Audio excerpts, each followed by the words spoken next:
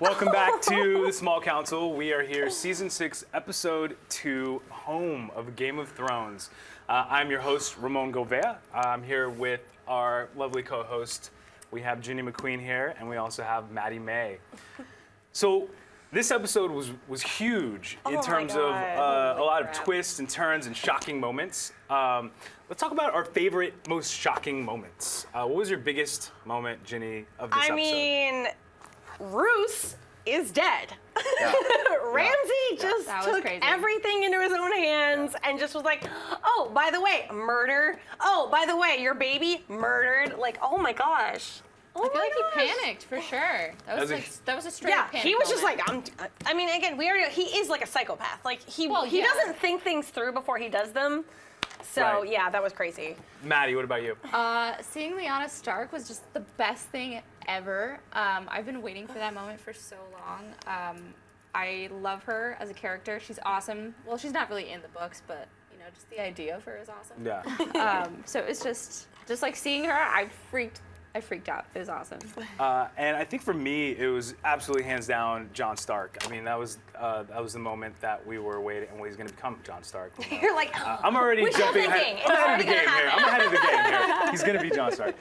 But Jon Snow coming back was a huge moment. I think a lot of fans have been waiting for that to happen. So we finally had that moment at the end of the show, which I'm so happy about. But let's start with the beginning. Jumping back to the first moment when we see Bran, it's the first time in the whole season he's been hidden up in the north. And We didn't even see him last season. yeah, last season he's been gone he was the whole gone. time. Right. So fourth season was the last time we saw him, and now he's up there still with Hodor and Mira. And Mira seems to be suffering from a little bit of that seasonal depression. I guess she hasn't been getting enough sunlight. She's It's winter, getting you antsy. know? It's just gonna happen. Ginny, what do you think this is going to mean for the course of the show? I am just so excited for these flashbacks. Like, I can't even express how excited I am for these flashbacks. I mean, again, we got to see Benjen first off. Yay. Finally, he's been missing. At least we got to see baby Benjen. Yeah. And yeah, I'm just so excited. We finally got Bran. We finally even got to see Hodor, like baby Hodor. Hodor talks. Hodor used to talk. It's pretty cool. So that's a mystery now, because now we're like, what happened? Well, they talk about like in the books, like something traumatic happened to him, but we don't know what that is. So now it's kind of got to bridge the gap here. It seems like they're hinting at it, and they might reveal that in the show. I hope too. so. Yeah, that Yeah. would be interesting. And then what about Mira in terms of her character and her development? We haven't seen very much of her at all yet, and think this is probably going to be the beginning of her developing character, which is really important in the books too. Well, I mean, we don't really know what she's been doing, because again, this whole storyline's been gone for an entire year. So as far as we know, Hodor and Mira have just been hanging out in this tree for like a year, or however long a time span has supposedly gone on. Like, I'd be, I guess, kind of pissed off that I was just sitting and watching. Like, hey, my friend's in this tree. I guess I'll sit here. Like, what, you know, we had the Children of the Forest show up and be like, hey, don't worry, you have things to do, but what are they? Yeah, I think she wants to know, and I think she wants to see if something's gonna come of Jojen dying. I think that's probably another thing that she's really pissed about. She just wants to know that like Jojen's sacrifice was something. Like, for a reason. Well, they're obviously preparing for a big war. They're aware that something's going to go down in the realm. A lot of stuff is happening. There's a lot of, obviously in this episode, we see a lot of shifts in power within the internal structures of the houses. So it seems like they're ready to, Mira's definitely ready to go, ready to charge on and march down beyond the wall. But we want to know what you guys think. So don't forget, jump into the chat. We're live below, and then you can also ask your questions and deliver your comments using the hashtag The Small Council on Twitter. Now, Castle Black, we've been all kind of waiting to see what exactly was going to happen there, and now we have that final showdown. I mean, big deal, Ginny. That was, okay, like, we had already seen in the previews, we had this, like, okay, we know they're trying to knock down the door, and, like, you know, Jon's dead body is still laying there for however many hours or days it's been, and we're like, he might start to smell. But it was just that moment of, like, okay, they're all ready to fight, And right as they're about to, oh, guess who's here? Dolores Head shows up, and he's like, oh, I brought all the wildlings with me. He comes back with reinforcements. I've got one, I've got everything, it's all good. And the fact that Thorne and everybody just immediately were like, oh, we give up, we're sorry. Like, they just immediately were like, whoops, nope, never mind. Yeah, that one moment where 1-1, the giant takes the guy from, just smashes him against the wall. So good. That was epic. It was Freaking epic.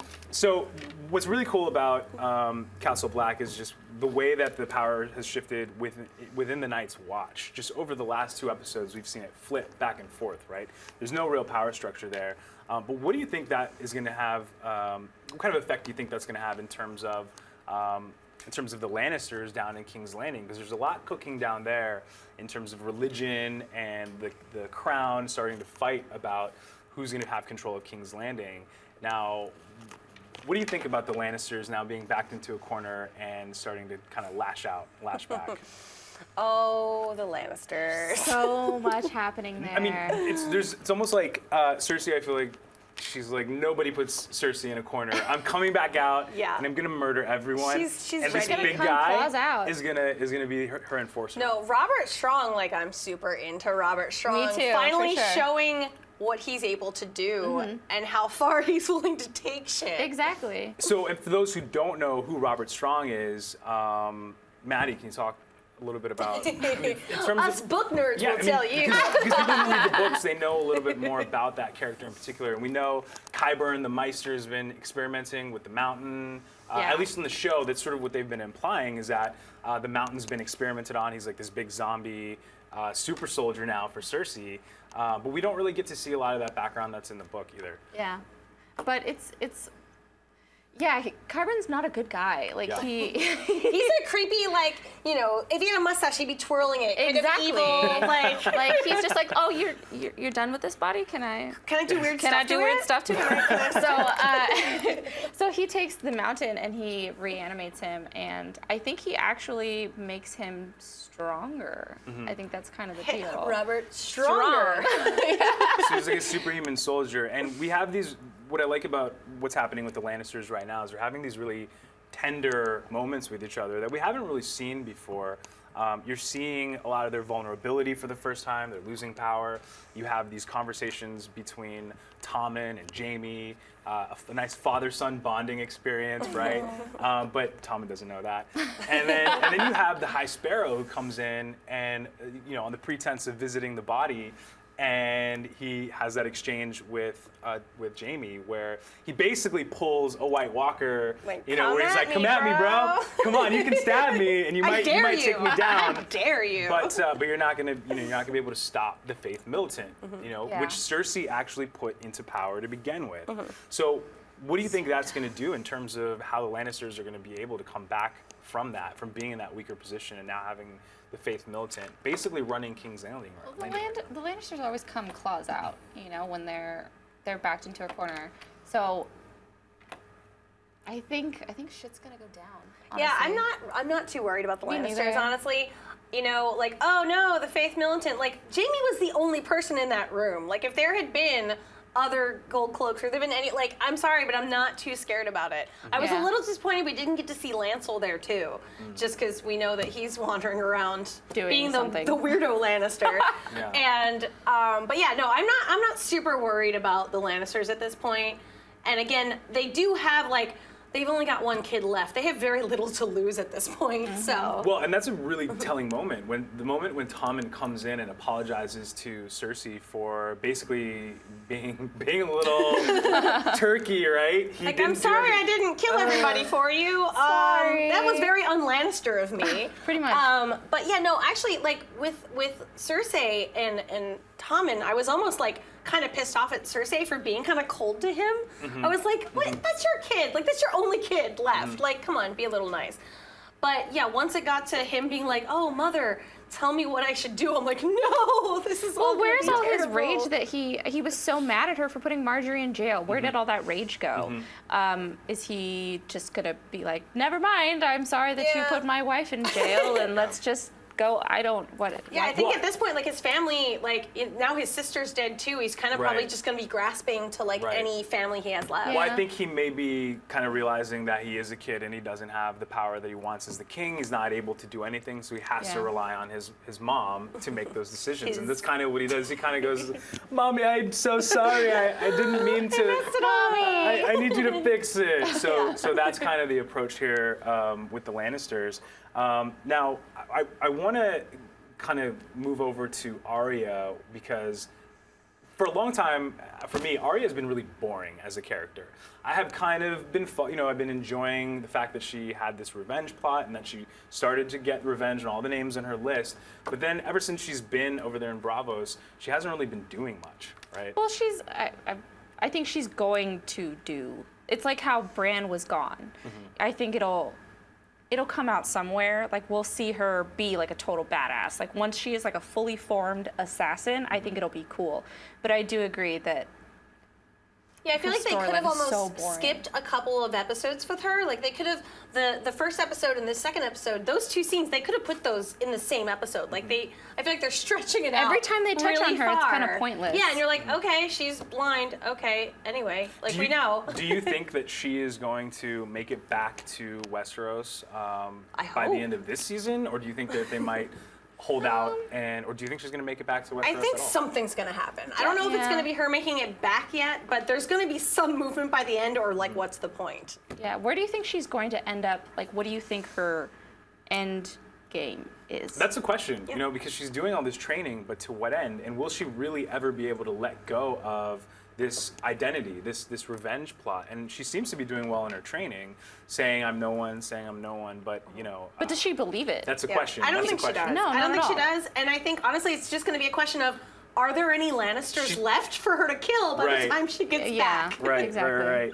right. So Theon decides it's time to go home. Up in Winterfell, he confesses and says, "I'm not worthy of being forgiven." Right? She even offers him taking the black as a punishment for what he's done. How do you think it's going to impact the Greyjoys when he finally arrives back in the Iron Islands? I mean, okay, just point one. I hate Theon. I want everyone to know how much I hate Theon. Like, Yeah. I just want him to be dead. Like, I don't even like him. But, I didn't like that Sansa was forgiving him and being like, no, it's okay. I'm like, no, it's not okay. Like, it's not. He's a murderer and I don't like him. So I'm really just like, if he goes home, I mean, again, we know his sister likes him, but that's it. That's all he's got. Well, I don't really know if Theon wants to rule the Iron Islands, because I think that was his game.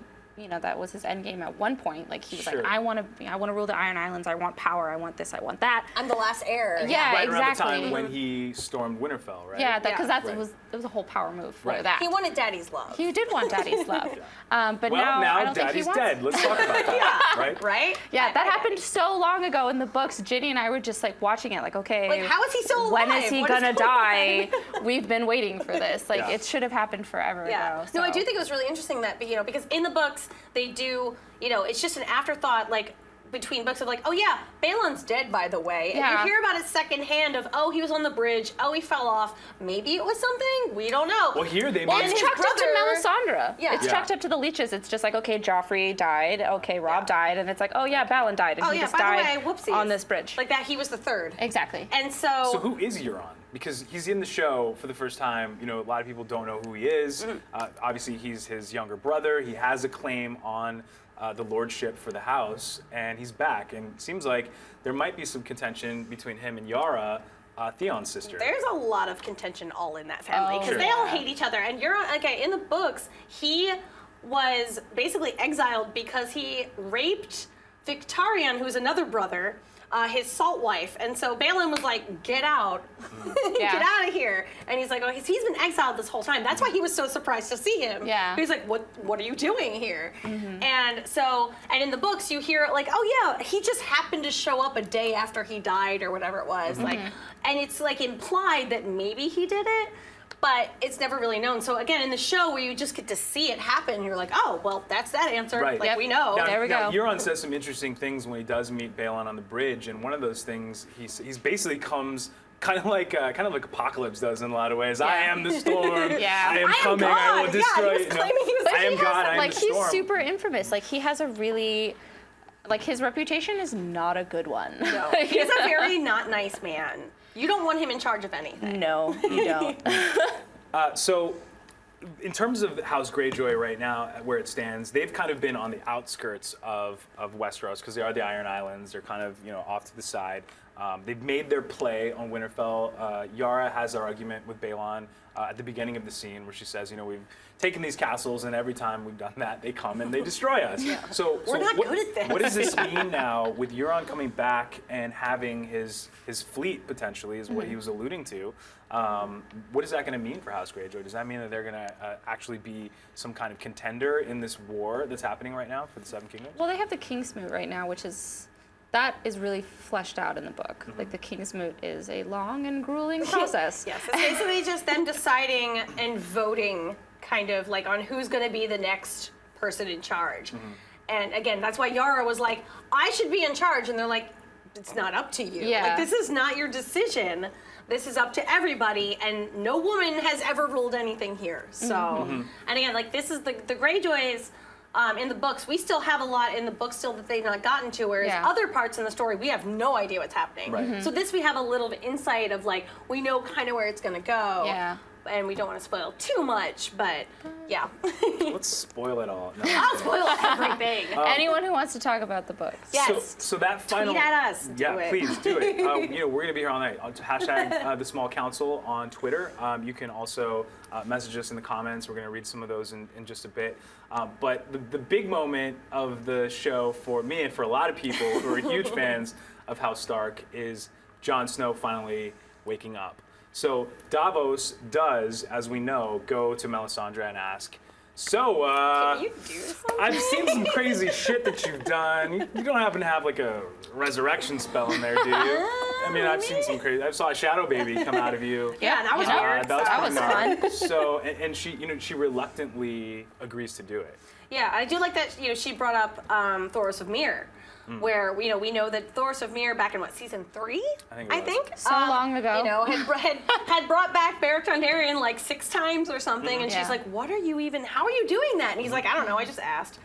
And like didn't really give a really good explanation as to how he did it. So she's like, "I've seen it done, but I have no idea how to actually do this." So she's like, I guess I'll try. Like, her defeated, like, and you could tell, like, they didn't have, she wasn't very made up. She was very just like, I don't even care anymore. Like, her faith in anything she can do is so gone, which I think is also going to be interesting when she finds out she actually did this.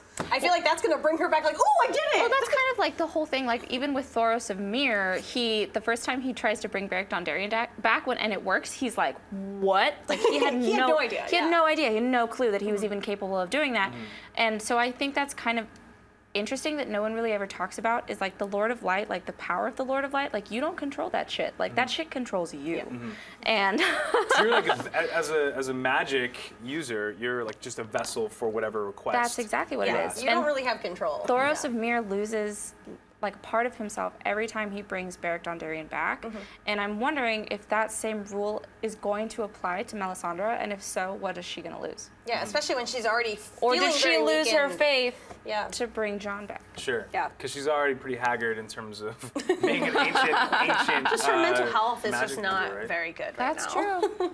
So now Jon Snow's back. That's going to change the game because pretty much the traitors of the Night Watch are all in jail, which Thorne definitely kind of reminds me of a certain politician out there. We're going to build a wall. The wildlings have got to go. We're going to make them pay for it. We're gonna build And this today wall. was really victorious because they lost. You Yeah. know? They didn't get control of Castle Black. They gave up real quick. And you have all these different factions now converging on Castle Black. You've got Sansa and Brienne are going up to meet with Jon, which may actually happen now that Jon's back alive again. You've got Ramsay that's talking with, or he was talking with his father and plotting the takeover and actually sneaking in with his best team to try and take down the Lord Commander. Now that Roose is out of the way, what's to stop Ramsay from actually carrying out that plan?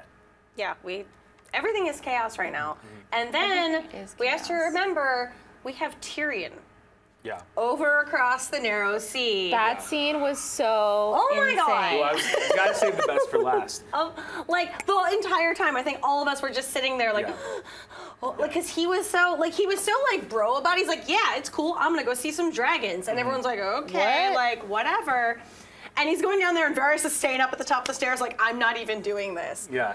And he gave this whole little speech to the dragons about how, you know, when he was a kid, he asked for one for his name day, and like that's, you know, he really liked dragons as a kid, and this is the first we're hearing of it in the TV show.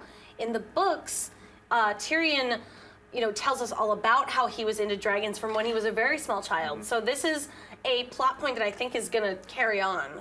And one of the biggest theories online that I myself am super into is that maybe Tyrion's a Targaryen, and the way he interacted with those dragons, I believe it. It was I believe so it. good. Yeah, it's interesting because they've been seeding this idea throughout the show, and if you look at a lot of the crazy theories, and I want to jump into some of those after the break, but if you look at some of the seeds that have been planted, Tywin does tend to say several times throughout the course of all of the seasons that Tyrion is not his son. Well, they make a bigger deal of it in the books, like his appearance especially, like in the books they say that his hair is more white blonde rather than more golden And he has blonde. two different colored He has two eyes, different colored which one of them looks eyes. dark purple. Yeah. Which is a Targaryen trait. Yeah. And Joanna Lannister was raped, so it was it's There's a lot very of stuff. And that plausible. scene was just like him just like touching. I was like, oh, he's so so happy. so that's a pretty big moment for Tyrion because this is a guy who, for the most part, is a man of intrigue and diplomacy. And when he takes that moment and walks into the den of dragons, it's a very brave thing for him to do. And he hasn't done, I'd say, a tremendous amount of other than, you know, the obviously the fight of Blackwater is when he really stepped up and was like, I can be a hero, sort of. And then what else am I almost gonna getting do? face cut open. And then this is another moment where he really steps up and says, look, the other cities are all now controlled by the slavers again. So everything that Daenerys has done so far, it's pretty much undone outside of Meereen. Yeah, they're kind of in a corner. Again, everybody's in a corner right now. And like not that's, only, yeah. And everybody hates her for what she did. She Yeah. came and uprooted all these different societies, and now she's, you know, she's gone. So Tyrion really had very little choice but to do something that was going to be a game changer in terms of the power there. Yeah. So do you think letting these dragons free was it a good thing? Was it a bad thing? I Do you think it's think going to it bite was him in the badass. ass? I think it was badass. Well, like Dany kind of uses her, you know, she's the mother of dragons. She's a terrible mother. She's a terrible mother. She is, but those those dragons are like a sense of power, and I think almost it's kind of mirroring with Tyrion. Like I think he's kind of, you know, she controlled them, and now in a way he's not really controlling them. He's more of like in an alliance with them. Yeah, he But I definitely has think- something going on there. Yeah, I think that's kind of mirroring the way Dany interacts with them. Yeah. So we want to know what you guys think. So let us know. Do you think that this is a good thing, letting these dragons out? Is it a bad thing? Is it going to really disrupt things in ways that we don't expect? Comment, use the hashtag #TheSmallCouncil, and then we're going to take a quick break. After the break, we're going to revisit some of your questions. So let's get right into it.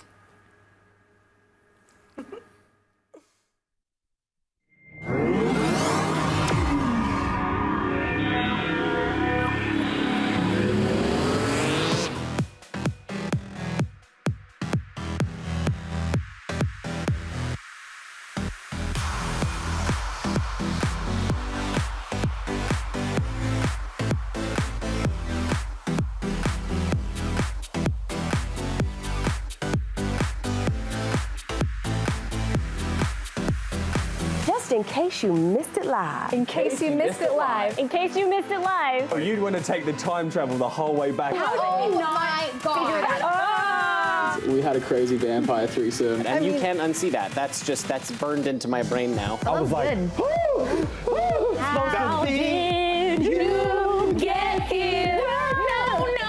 Look at me. I'm dancing. You know why we saying yes. You know why we saying yes. he was like, yeah, I'll tell you whatever you want. He is quite something. And we're like, inseparable. She was shadier than Sunglass Hut with Ray-Bans on sale, ladies and gentlemen. No, it wasn't. So come on. You just went to a totally different direction on that. When a billionaire goes broke, it means he's got like $4 million. Hold the phone, Hold on. bro. I found her to be deliciously out of control. Oh man, looking forward to this fight. Ooh, they about to get together. Watch, it's about to go down. Somebody better take some pictures of this. He just slapped the crap out of me. And he's just It's so good. You can't count anything out. Look at you.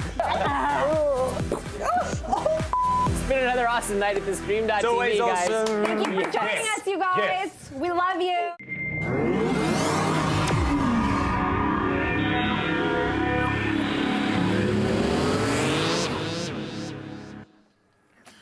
Welcome back, everyone. We want to take some time to thank some of our partners out there. If you check out Instagram and you really want to find out some really cool facts, there's an account called Game of Facts on Instagram, and so they provided a really cool fact that I didn't actually know that's in the books. And so Cersei, when she originally talks to the witch and she tells her their children are going to die, she actually also tells her that she's going to die at the hands of The Valancourt. Yes, which is the Valyrian term for little brother, and I think she immediately assumes that it's Tyrion. But that's not looking like that will happen necessarily unless Tyrion makes it back to Westeros. Yeah, well, I mean, first off, again, George R.R. Martin does a very big deal about prophecies in general and making them, they'll be put in one way and you'll assume it means one thing and it could mean something completely different. And he does that a lot of the time. Is like, don't trust like, whatever you think is going to happen, like, don't trust it. And so it says the Valancourt is Valyrian for little brother, but it doesn't say her little brother. It just says little brother. So that could mean anything. Or Jaime but is also younger than Jaime. her. Yeah. Jaime's a little bit younger than her. So. Yeah, he was second born. Yeah. So it could mean technically, anything. Could be either one of them. Yeah, that's really interesting. I mean, and I'll be interested to see how that plays out. But we want to jump to some of your questions out there. Do we have any that we really want to cover right now? Well, we really had some people that were asking, like, just commenting about just of who's going to kill Ramsay and who deserves to kill Ramsay at this point. I mean, I think I agree that Sansa should be able to kill him, but you know. Yeah, I just kind of want something horrible to happen to him. But I mean, I could be happy with Theon killing him too, but I don't. I feel like because Ramsay just like, what lesson is he going to learn? He's a psychopath. Like, it's not like he's going to, like... incapable of learning. Like, he doesn't... He just needs to be put down like a dog. Yeah. He needs to be fed to the dogs. Agreed. Right on. So, I know that another question that came up was, do we think that Bran is going to make it to south of the Wall this season, or if he's going to stay up in the north the whole season? I mean, I don't see him going anywhere. I really just think he's just gonna be stuck up there at this point. I mean, unless, like, again, it's like, this is, the magic has come into everything. Everything is gonna be magic. If anybody goes anywhere at this point, it's gonna be like, Bran's gonna have magic everywhere. And again, in the books, it is all through, he can see through the werewolves. Yeah. So Bran can kind of just go to, like, the werewood in Winterfell or whatever and can see through that and kind of... Can we talk about the preview for next episode? Can we talk? The Tower of Joy is going to be so good. I've been waiting for that. This is what we have been waiting so for long. since season 1, when we had Ned in the cells, and he was delirious and sick, and that was when in the books he had his vision about Lyanna and the promise me Ned shit, and we never got it, and I was so upset, and I was like, what? How are they going to explain this now? If we don't get this vision, there's no way to do it. And now they're giving it to us, but it took like 5 seasons. Yeah, it sounds like they're going to be using Bran as this means for connecting with flashbacks, right? He can see, because the power of the weirwood allows him to be able to see into the past and potentially into the future, right? So we're going to be able to catch glimpses of different pieces of history that we maybe aren't privy to, the Tower of Joy being the one that they're teasing for next week. Yep. And for those who don't know, they could be relating to a couple of theories that we want to talk about. So one of the biggest theories that you had already mentioned is the idea that Tyrion may be a Targaryen. I mean, this thing is floating all over the internet. We have your big House Targaryen fans who are starting to see that the three-headed dragon might be who? Well, who do we think? I mean, personally, I think the three heads of the dragon are Daenerys, Jon, and Tyrion. Right. I just think. Yeah, and that's the most common theory. Yeah. Is that those are the three, because of numerous different theories. But yeah, it's because Tywin's wife was fancied by, God, now I'm just forgetting people's names. Was it Aegon? Aegon, yeah. Yes, by Aegon, and was like, he was super into her. Yeah. And we know that something happened. We don't know what, but we know probably something happened. Yeah. And there's also a number of theories that the reason that Tyrion is the reason that he is a dwarf is because they tried to abort him in some way and it messed him up, and like that's a theory as well. So it's really, again, the book has so much other like background into it. So Detail. it's going to be interesting, again, now that they've shown us this scene with Tyrion interacting with the dragons, which was amazing, that they're finally starting to pull in these theories of like hinting at, hey, this might actually be a thing. And they're starting to bring this stuff in, and now we're getting also the Tower of Joy and having Bran be this like exposition magic monster where he can just give us like background information, like thank God, because we don't have that otherwise. So one of the biggest questions of Game of Thrones is who is Jon Snow's mother, and why is that even important? L plus R equals J. Right. So there's several theories. One of which is R plus L equals J. We have another one that goes back to it was Asha, right? Asha. The wildling? Reed. You're talking about Mira. No. So basically, after Tower of Joy, Ned traveled south and was basically rendezvousing with another woman who could potentially have been Jon Snow's mother. He basically, Ashara. Ashara, right? Shardane. Okay. Ashara Dane, yes, that's what I'm looking for. So there's a couple different theories, and that's who Catelyn Stark thought that Jon Snow's mother was. She assumed that he was having an affair with Ashara Dane, and that she maybe gave birth to a child because in the books they did say that she was pregnant. They don't know if it was a stillborn or if it was actually born. Yep. And it's also said that she killed herself by throwing herself off a tower because Ned had murdered her brother during the Tower of Joy. Right. So that was the whole thing. And then again, there's also the Ned's story of, Wyla, which is just the wet nurse that took care of Jon at the time. So there's so many different mom theories, like baby mama drama everywhere. Right, there is. But then, like, oh, sorry, Lyanna says, when she's on her deathbed, she says, promise me, Ned. It's like, promise her. Like, promise you what do you guys think that what? promise is? Yeah. Like, Yes. that's what I It's want to the- know. We'll hopefully find out We're gonna- I hope next we see week. it. If we don't and that's, see it- that's the big reveal for the next episode. Is hopefully they're gonna hint at whether or not she's Jon Snow's mother or not. Yeah. And the implications of that are pretty big, because if she is, then Jon could potentially be a Targaryen. And if that's the case, then it would make sense why the Lord of Light is helping, resurrect him. And the question is, what's that going to mean? What do you guys think? Let us know. Comment. What are your theories on who Jon Snow's mother is and why? What are some of the key scenes in the seasons that make you believe one way or another who he is? Now, we did have that touching moment between Jon Snow and Ned Stark right before Ned left for King's Landing back in, I think, season 1. Season 1. Yeah. And he was like, I promise two. I'm going to tell you about your mother. Next time we meet. Next time we meet. Next time we meet. And guess what? They never met. So Maybe they met in death. Maybe well- when he was dead, Ned came to him in a dream, in a vision, and told him. And now that he's awake, I do want to talk about Jon. Okay, so we saw Jon at the very end of the episode breathe and what we assume is alive, but do we know how alive?